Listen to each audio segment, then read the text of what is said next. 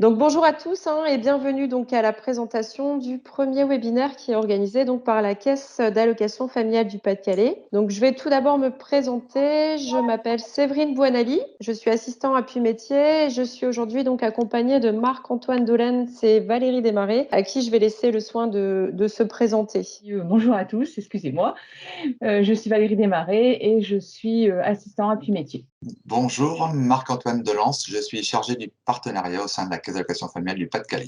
Donc nous avons organisé ce webinaire car nous avons remarqué que beaucoup d'entre vous avaient des difficultés à se connecter au compte partenaire offre bailleur. Donc nous sommes aujourd'hui donc pour vous présenter toutes les informations pour réussir votre connexion, mais également pour vous présenter donc toutes les applications que vous allez pouvoir utiliser sur ce portail. Pendant ce webinaire, on va voir 4 points. Donc 4 points seront abordés. Donc le premier point, pour quel bailleur? Donc on va voir dans cette première partie quels bailleurs vont pouvoir accéder à ce portail. Le deuxième point, on verra donc l'accès et la connexion. Donc on va vous montrer comment on va accéder à l'application offre bailleur et comment vous allez pouvoir vous connecter. On parlera notamment des identifiants et des mots de passe que vous allez recevoir vers la mi-juillet. Le troisième point, les fonctionnalités. Donc là, on va vous détailler toutes les fonctionnalités que vous allez retrouver sur l'offre bailleur. Et enfin, dernier point, les fiches formation et les questions-réponses. Donc là, on va vous indiquer où vous allez pouvoir les récupérer pour utiliser l'application et également comment retrouver donc ces questions-réponses qui sont les plus fréquemment posées par les bailleurs.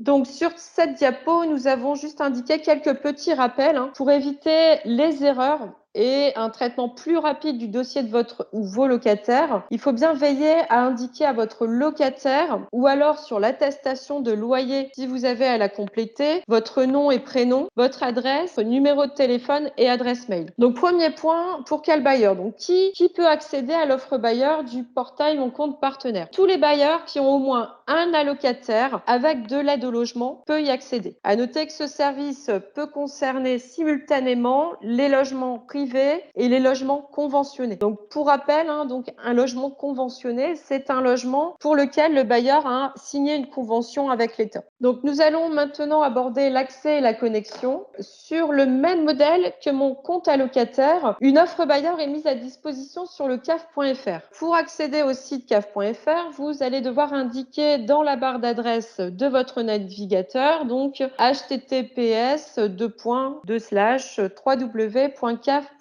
À noter que le site est également disponible sur tablette et mobile. Donc une fois lancé, vous allez arriver sur la page du caf.fr côté allocataire, parce que là vous voyez bien, c'est bien sur le côté allocataire, et vous allez donc devoir cliquer sur partenaire en haut de la page pour accéder donc à l'espace dédié au compte partenaire. Donc, lorsque vous êtes sur l'espace réservé aux partenaires, dans la partie de droite, vous avez les boutons Mon compte partenaire et Espace bailleur. Donc, vous avez la possibilité de cliquer sur l'un ou l'autre. Ils vous amèneront tous les deux à la page de connexion. Donc attention, car actuellement, vous avez encore l'ancienne version du compte partenaire et vous n'avez que l'onglet Mon compte partenaire. Cette nouvelle version, celle que vous voyez sur l'écran, elle va apparaître mi-juillet. Vous connectez au portail en renseignant donc votre identifiant et votre mot de passe. À noter que sur cette page, vous allez également avoir une vidéo qui va vous présenter l'espace bailleur et également un questionnaire personnalisé qui va reprendre tous les problèmes de connexion que vous pouvez rencontrer. Nous arrivons donc à la question qui revient très souvent, mais comment obtenir mon identifiant et mon mot de passe? Donc, il faut tout d'abord faire une distinction entre le nouveau bailleur, donc le nouveau bailleur qui ne s'est jamais connecté à l'offre bailleur, et celui qui utilise déjà ce service, donc le bailleur qui est connu. Donc, le nouveau bailleur, donc celui qui ne s'est jamais connecté à l'offre bailleur, va recevoir un identifiant et un mot de passe dans 2 mails distincts. Bien évidemment, si son adresse mail est connue de la CAF, à défaut, il le recevra par courrier, dans 2 courriers distincts. Donc, une avec son identifiant et une avec son mot de passe. Donc, les courriers seront envoyés vers la mi-juillet. Sur ce courrier, vous allez retrouver votre numéro utilisateur et votre identifiant. Donc, il existe une petite particularité si vous êtes bailleur dans plusieurs départements. Dans ce cas, vous allez recevoir vos identifiants par mail pour une des CAF.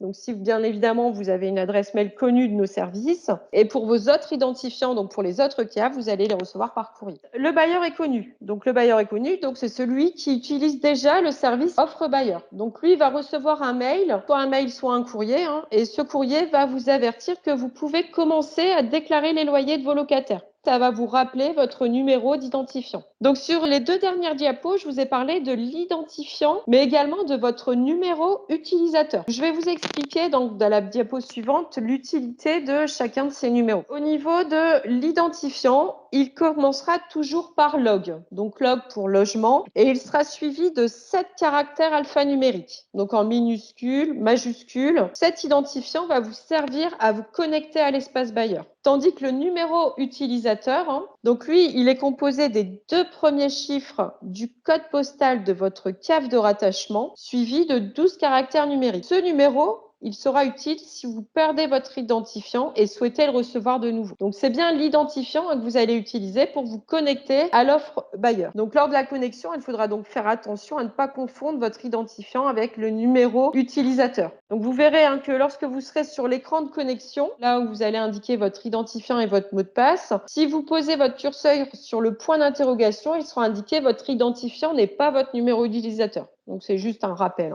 Donc, un autre point que l'on souhaitait également aborder avec vous, ça concerne l'adresse mail. Il faut savoir que pour des raisons de sécurité, l'adresse mail doit être unique dans le portail Mon compte partenaire. Donc, à partir du moment où vous avez un identifiant, il nous faut une adresse mail. Si vous avez plusieurs identifiants, il faudra donc indiquer une adresse mail différente pour chacun de vos identifiants. On vous a mis quelques exemples pour que vous compreniez bien l'utilité d'identifiant et adresse mail. Donc, le premier exemple concerne si vous n'avez qu'un seul identifiant. L'exemple est donc Monsieur Dupont qui est bailleur. Il a des logements en location dans le département du Pas-de-Calais. Il est donc rattaché à la CAF du Pas-de-Calais. Il aura donc un identifiant et devra indiquer une adresse mail pour cet identifiant.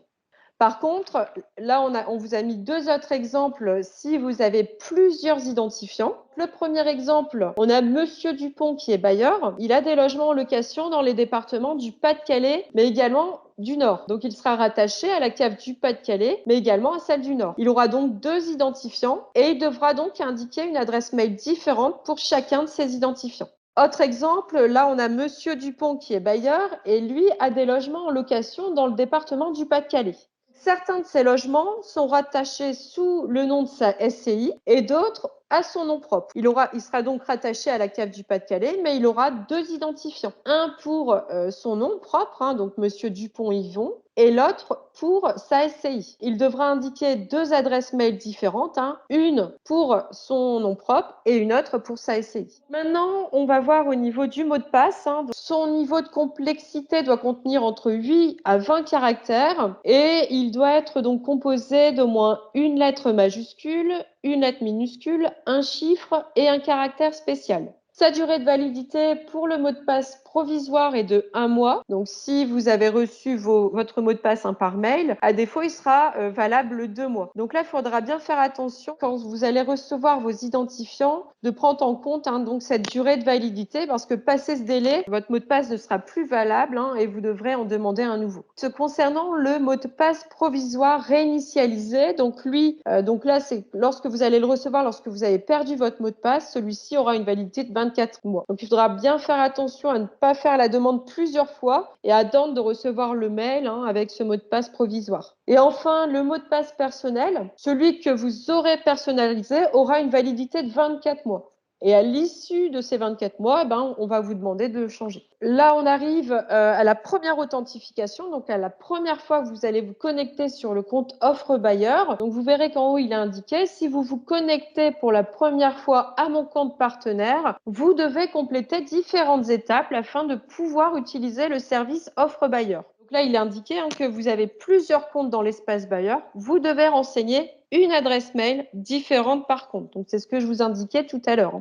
Donc là, vous allez devoir renseigner vos noms, prénoms et adresse mail. À noter que là, si en validant, vous avez un message d'erreur qui indique le champ email est invalide ou alors une erreur technique est survenue, c'est certainement parce que vous avez renseigné une adresse mail qui est déjà enregistrée pour un de vos comptes existants. On va vous demander d'en enregistrer un autre, d'enregistrer une nouvelle adresse mail. Donc ensuite, vous allez devoir accepter les règles d'usage, les conditions d'utilisation du service. Vous allez arriver sur la page Mes informations, qui est la page principale du service Offre Bailleur. Donc là, nous avons terminé avec cette première partie. Donc, je vais maintenant laisser la parole à Valérie ou Marc-Antoine afin de faire le point si on a des questions. Alors, nous avons beaucoup de questions. La grosse problématique, c'est l'identifiant qui a été perdu, le numéro d'utilisateur. Donc, comme ma collègue vous l'a dit tout à l'heure, vous allez les recevoir par courrier ou par mail. Par contre, vous pouvez déjà au jour d'aujourd'hui essayer de vous connecter. Alors, il y a une petite astuce pour les récupérer. C'est quand vous allez sur le site du CAF.fr, donc sur la page qu'on vous a montré tout à l'heure, vous faites mot de passe oublié. Donc là, vous faites mot de passe oublié et il va vous demander votre adresse mail. Vous enregistrez votre adresse mail. Et vous allez recevoir sur cette adresse mail-là un mot de passe provisoire. Il va vous rappeler également votre numéro d'utilisateur. Et comme l'a dit ma collègue tout à l'heure, avec le numéro d'utilisateur, après, on peut récupérer l'identifiant. Donc, dans le premier mail que vous allez recevoir en ayant fait mot de passe oublié, vous allez recevoir donc un mot de passe provisoire. Pour l'instant, on s'en sert pas. Et vous allez avoir votre numéro d'utilisateur. Vous retournez sur le compte, vous mettez votre numéro d'utilisateur quand vous faites identifiant oublié. Et comme ça, vous allez recevoir un deuxième mail pour récupérer votre identifiant. Donc, en faisant mot de passe oublié, vous récupérez un mot de passe provisoire plus votre numéro d'utilisateur. Et ensuite, grâce à ce numéro d'utilisateur, vous allez pouvoir récupérer votre identifiant. Ce qui fait que vous allez avoir numéro d'utilisateur, identifiant. Donc, l'identifiant, je m'identifie, je mets le mot de passe provisoire et je vais pouvoir le modifier. Si vous ne faites pas ça, comme on l'a dit tout à l'heure, vous allez recevoir vers mi-juillet les informations nécessaires.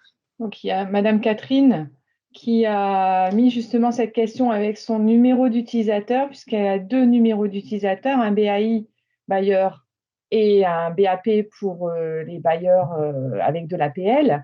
Et effectivement, la grosse problématique qu'ont l'ensemble des bailleurs, c'est vous avez reçu un identifiant et un numéro d'utilisateur, et souvent, les bailleurs ont un peu mélangé les deux. Alors, c'est vrai que ce n'était pas forcément très clair, d'où cette problématique. Et de cela, ils ont un petit peu abandonné.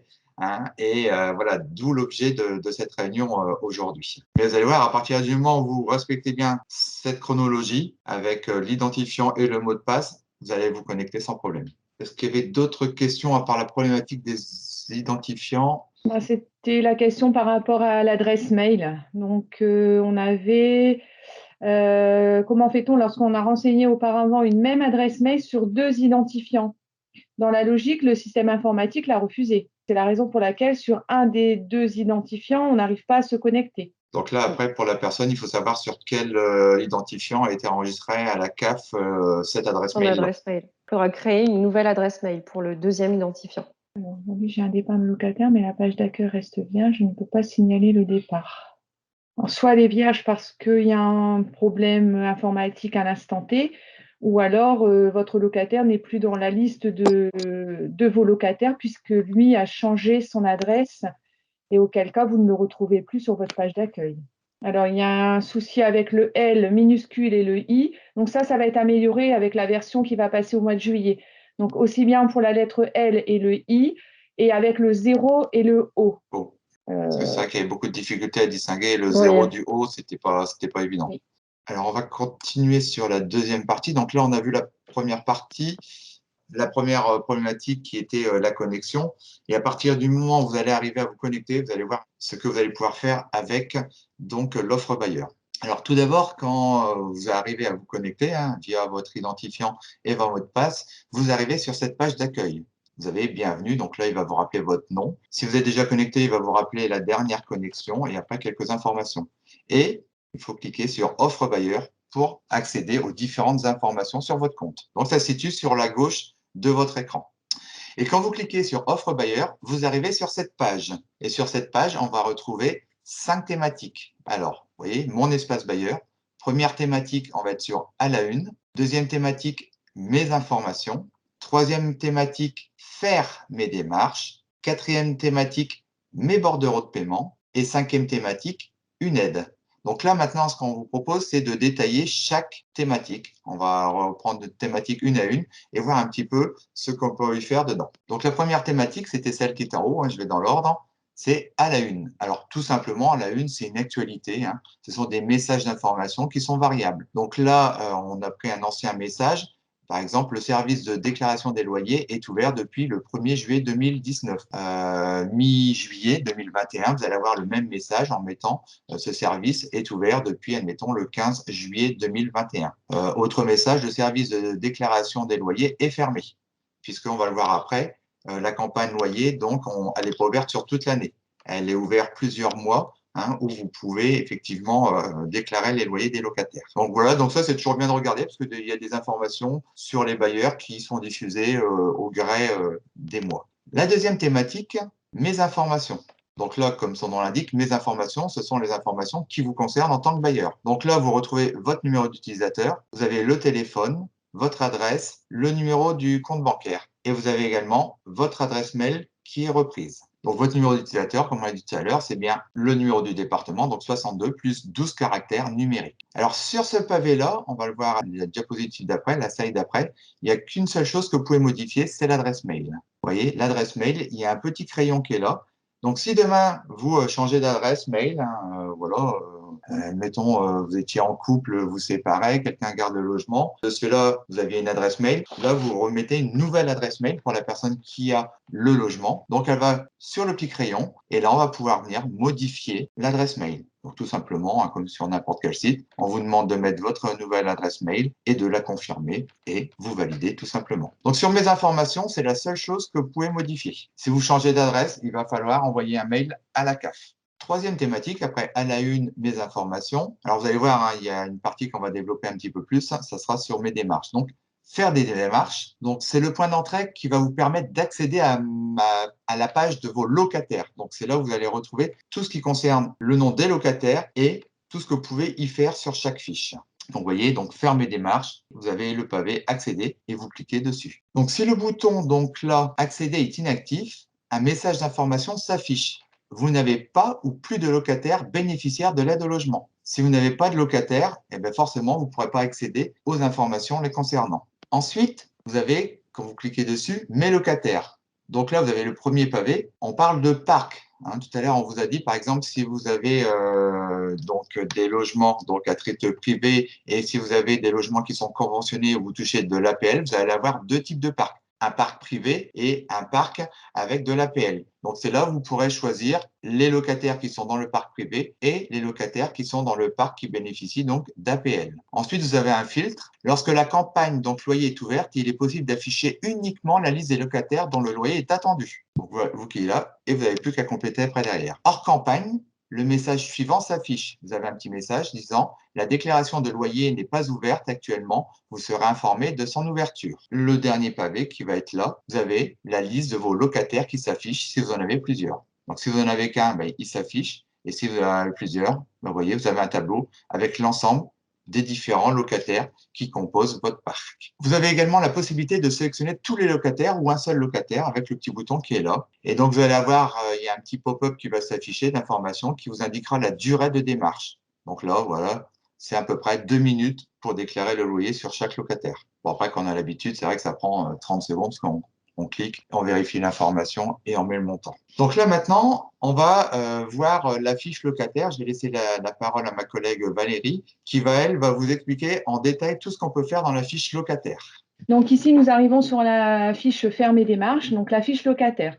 Donc après avoir cliqué sur un ou plusieurs locataires, vous obtenez cet écran, donc avec l'identité. Donc là, je vais le détailler dans la page suivante. On obtient les informations. Donc vous allez retrouver le nom et prénom de votre locataire. Vous allez avoir le numéro d'allocataire, l'adresse. Concernant le loyer, vous avez le montant du loyer. Vous allez avoir les informations du dernier montant de l'AL versé et les informations concernant le logement, donc à savoir si c'est un logement meublé, la superficie et la date d'entrée. Si je reviens sur le dernier montant de la L versé, ce montant ne sera affiché uniquement en cas de versement direct. C'est-à-dire que si vous n'avez pas demandé le versement direct, il n'y aura rien indiqué. Nous passons à la page suivante. Donc, petit rappel pour le versement direct.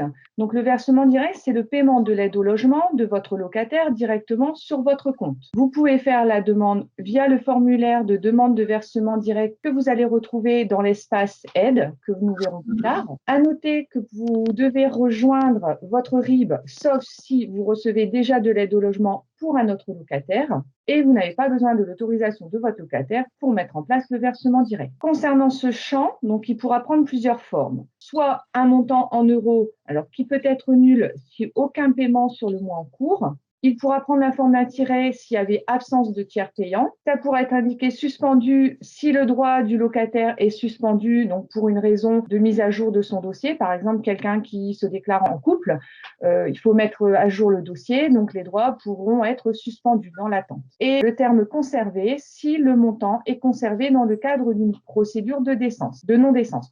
Si on continue un peu plus loin, donc ici dans cet encadré, si vous avez choisi une multisélection, il y aura l'avancement dans la sélection. Par exemple, vous avez une déclaration à faire sur 3 locataires. Eh bien, ici, vous aurez l'information comme quoi vous êtes sur le premier locataire, donc 1 sur 3 de votre sélection, si vous retrouvez l'information. Vous avez l'accès à l'historique de vos déclarations via l'historique des déclarations où vous pouvez télécharger. Concernant les derniers paiements, c'est l'accès en consultation aux derniers paiements si toujours le tiers payant est mis en place, donc à savoir avec un historique de 24 mois. Si vous avez sélectionné une multisélection, il y a possibilité de ne faire aucune démarche pour ce locataire et de passer au suivant. Par exemple, vous avez sélectionné 3 locataires. Le premier, vous faites la déclaration. Le deuxième, vous n'avez rien à faire. Vous avez possibilité de passer au locataire suivant. Ensuite, vous avez mes démarches. Donc ici, sélectionnez là où les déclarations et cliquez sur le bouton déclarer. Vous avez la possibilité de faire plusieurs démarches, sachant que chaque démarche est indépendante. Si votre locataire n'est pas en colocation, le choix colocation sera proposé. Au niveau du pavé impayé, si un impayé est en cours, le choix impayé n'est pas accessible. Et auquel cas, vous aurez le message un impayé est déjà en cours. Concernant donc les pavés repris dans mes démarches, donc on a fin de gestion.